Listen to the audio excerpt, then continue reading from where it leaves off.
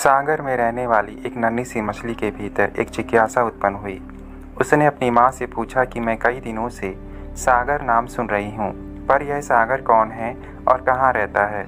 माँ ने उत्तर दिया कि सागर नाम तो मैं भी बचपन से सुनती आई हूँ, पर मुझे उसके बारे में कुछ नहीं पता। मैंने इस पर कभी विचार ही नहीं किया। चलो अपनी सखियों से पूछती हूँ। उसने अपने सखियों से पूछा तो उनका भी यही उत्तर था कि इस पर तो हमने कभी सोचा ही नहीं। हाँ, एक बूढ़ी मछली है, वह शायद सागर के बारे में जानती हो। चलो जाकर उसी से पूछें। कुछ मछलियाँ तो यह कहकर रुक गईं कि आप ही उस बूढ़ी मछली के पास जाओ, हमें सागर से क्या लेना देना। कुछ मछलियाँ तमाशा देखने के उद्देश्य से उनके साथ चल पड़ी।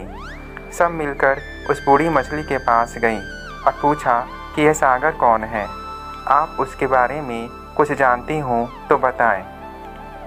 बूढ़ी मछली ने हंसते हुए कहा, अरे पगलियों, जिसमें तुम्हारा हमारा सबका जन्म हुआ है, जिसमें हम रात दिन रहते हैं, जिसमें हम सब जी रहे हैं और जिसमें हम सब एक दिन विलीन हो जाएंगे, जो हमारे भीतर बाहर सब जगह परिपूर्ण है।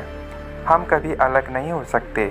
यही तो सागर है, जिसकी सत्ता से ही हमारी सत्ता है, जिसे हम अपने चारों तरफ महसूस कर रहे हैं। कई मछलियों को तो यह बात समझ में नहीं आई। वे मौन होकर एक दूसरे का मुंह देखने लगी। कुछ समझदार मछलियों की आंखें आश्चर्य से खुली की खुली रह गईं, पर वह नन्ही सी जिज्ञासु मछली सागर के ध्यान में खोकर चुप हो गई। उसे सचमुच सागर का बोध हो गया।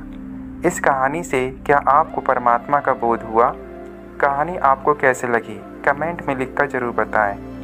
लाइक और शेयर करना ना भूलें। इस प्रकार की वीडियोस लेकर हम फिर हाजिर होंगे। तब तक के लिए नमस्कार।